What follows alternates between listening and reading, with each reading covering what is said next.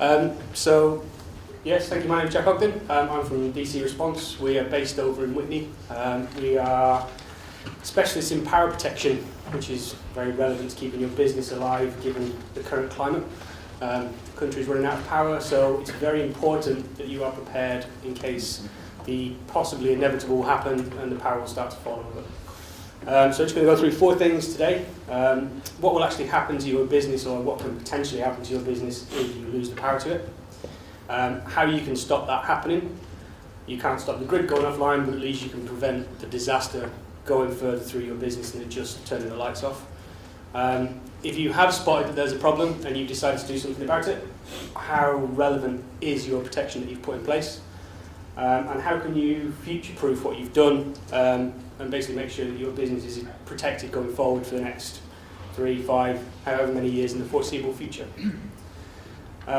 So there's quite a few numbers on here, but they're not particularly complicated, they're just quite frightening. This talks about data loss. Now, data loss can come out of power protection failure, such as loss of utility supply. It can also come from too much power. So if the utility decides to throw too much power at you, that can also damage all your IT equipment, you lose all your data. Similarly, which is not particularly related to power, but still related to what we do, is fire. So fire can cause quite a lot of damage, loss of data, and 6 out of 10 companies will shut within 6 months of losing considerable amounts of data. So all of us in here have got businesses, so 6 out of 10 of us in here would not be trading 6 months after a data loss, according to the really small right, the diffusion group, which name escapes me. You can see it better than I can up there. But more staggeringly, 7 out of 10 of us would lose after 2 years. So it doesn't take long for this room to be full of non-trading people with power loss, or data loss in this case. A more frightening statistic from the London School of Economics: within an hour of power loss, a small business can lose £44,000 worth of revenue. Now that sounds quite a lot, but if you take a typical e-commerce site where you're trading on consumables that come through, you're getting 400 orders an hour, it doesn't take long to get to that £44,000. We have clients who say that's a bit optimistic, and it would probably be somewhere between 60 and 70.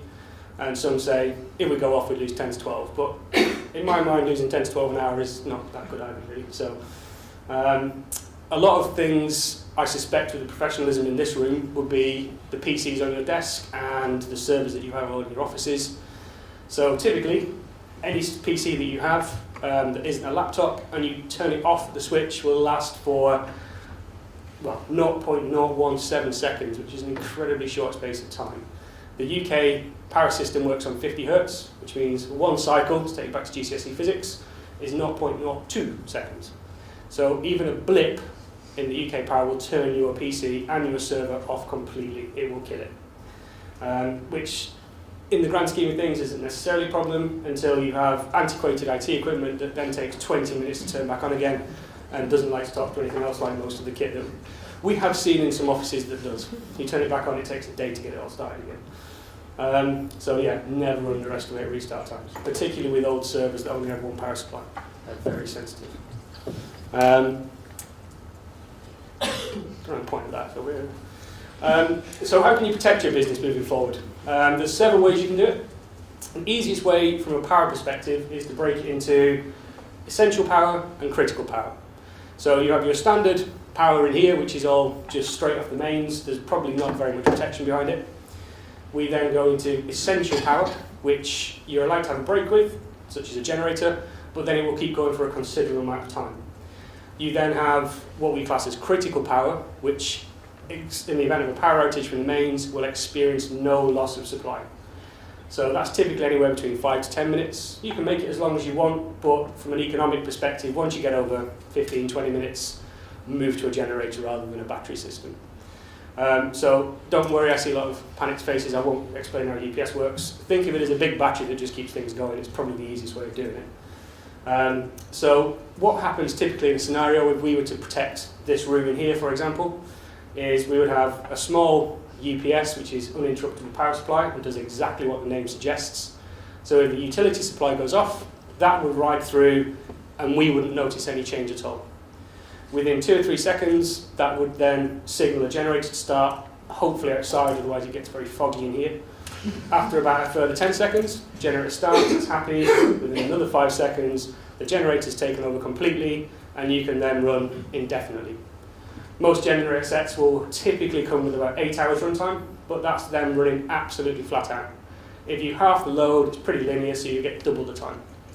So most offices we protect will run quite comfortably for 24 hours without any power. So they'll run, no interruption to service, all the comms are live, all the telephones are live. As I alluded to before, we do fire protection as well, which I appreciate isn't related to power, but is still heavily related to business continuity. If there's a fire, bad things happen and your business will stop for quite a long time until you get it back up again. We use quite sophisticated fire detection techniques because our business started off in the data center arena. So we are used to very high profile kit that people do not want to go down. So effectively you have a system that will not only detect the fire like the detector heads in here. We've got a very clever system where if you have IT in an office, it's typically either stuck in a cupboard with no windows, it gets very hot. And as it starts to just about set on fire, the wires inside the IT equipment give off a chemical signature.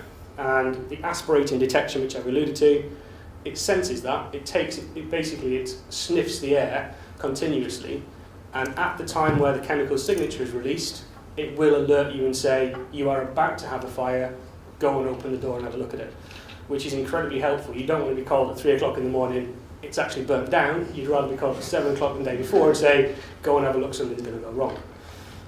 Which brings us very nicely to facility monitoring, which it links together all of them. So it monitors your temperature, your humidity, the state of the environment that you're, whether it's an office or in the greater wider world, production facilities, manufacturing facilities, pharmaceutical plants. If they start to trip out of kilter, say the air conditioning's got blocked in a pharmaceutical production environment, they can lose the whole batch of everything. So by monitoring the environment, you can then control what's going on a lot more closely, and you can save batches, and it saves you wasting a pile of money on kit that you've lost, basically. If you have had the foresight or the unfortunate experience enough where you have lost kit, equipment, business through power failure or fire or however your preventative systems have worked, and you've put these preventative systems now in place, that's not the full story, unfortunately, because you've still got to maintain it. The number of times where we go into facilities where they've got a generator sat outside that they've not looked at for the last 3 years, the fuel's all leaked out, the oil's turned to rubber, and the battery's just completely flat. Absolutely hopeless, it won't buy you anything, it was just a very expensive paperweight. So you have to maintain them, you have to keep them tested, and you have to keep them up to date. So we do what's called black starts, which should be the other way around, and effectively what we do is we get everything prepared and we just kill the power to a business. What should happen, and 99 times out of 100 does, is the UPS takes over the critical environment, the generator kicks in, and business continues as though no one turned the power off. But you always get the one time out of 100 where it does go wrong, and it's better to do it in a planned environment on a Saturday morning when you've got 4 qualified engineers to sort the problem, which is why we do these tests. We recommend on an annual basis as a minimum. But most of the kit that we put in needs at least once or twice a year visit, whether it's a UPS or a generator, and it just means that it gets serviced a little bit like your car. I had a car when I was younger, I did service for about 2 years and it died very catastrophically. It's a steep learning curve, but it does prepare you for later life to keep them serviced. So it's the same principle for any mechanical equipment you've got. One thing to bear in mind is, does the kit you have now reflect what it was 3 years ago? So if you have, let's say, 10 kilowatts worth of power, which is 10 of the little bar heaters your granny used to have in her front room, yes, your IT equipment, for example, was 10 kilowatts 5 years ago, it's now 20 kilowatts. So all the infrastructure you had 5 years ago is now only half what it needs to be. So you invented a power failure, it gets overloaded, falls over, so your protection needs to grow with the business that you have. As far as the current infrastructure you have, not only does it have to function operationally, it has to function with a view to being economically, well, not, I'm trying to think of the word now. It doesn't have to cost you more, it shouldn't cost you more money than it used to, basically. So, a little bit of very dull maths. If you have that same 10 kilowatt heater that's 5 years old, they are about 60% to 70% efficient. So you lose $2,500 a year just in heat going out the window. A new one is 93% efficient. So you can see by just changing from an old system to a new system, you can save £2,000 a year just on running costs. That doesn't factor into maintenance or the fact you don't have to pay for servicing so often. Now, the keener mathematicians amongst you will notice that I've written a payment period of 12 months if you decide to go for this, but it's not, it's 18 months. I just can't count.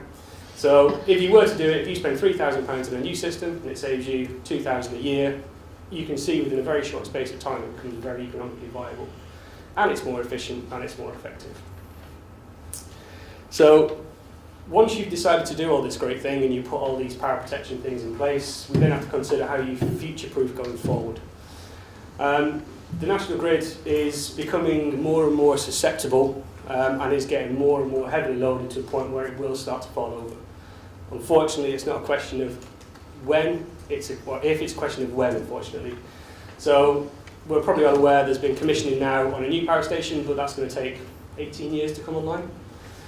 So the government's starting to put in provision to stop this, but if any one of the UK power stations now falls over, there is not enough capacity in the system for the rest of it to pick up, and rolling blackouts will occur. So what they've started to do is several systems, which is store or FFR. Effectively what it means is if you have standby provision in your business, so you have a generator sat outside or a UPS sat inside, you can now get paid by the national grid to, in the occasion of replacement, you turn all your kit on so they don't have to power anything else, or you turn all the kit off in your building so that then the grid doesn't have to supply it. One of the best things is in a building like this, what you'll typically find is the lights all get left on because people forget to turn them off, and people leave all the air conditioning on. Whereas this building probably doesn't do a great deal after about 7 o'clock at night. So the national grid will pay you to make sure everything's turned off, including the air conditioning, and they will pay you to do that with kit you already have. So that's a good way to provision for the future as a community of a country thinking about the national grid, but it also pays you to do it as well. Other thing is, as I said, the 5-year-old kit is now 67% versus the 90% efficient now. We don't know where it's going to go in the next 5 years. Closer to unity, but unless you prevent perpetual motion, you're not going to get better than 100%, but we'll see what they get with it.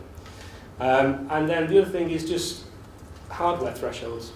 Excuse me. Typically, over the last 5 years, 10 years maybe, excuse me, equipment had to be kept incredibly cold, or so people thought.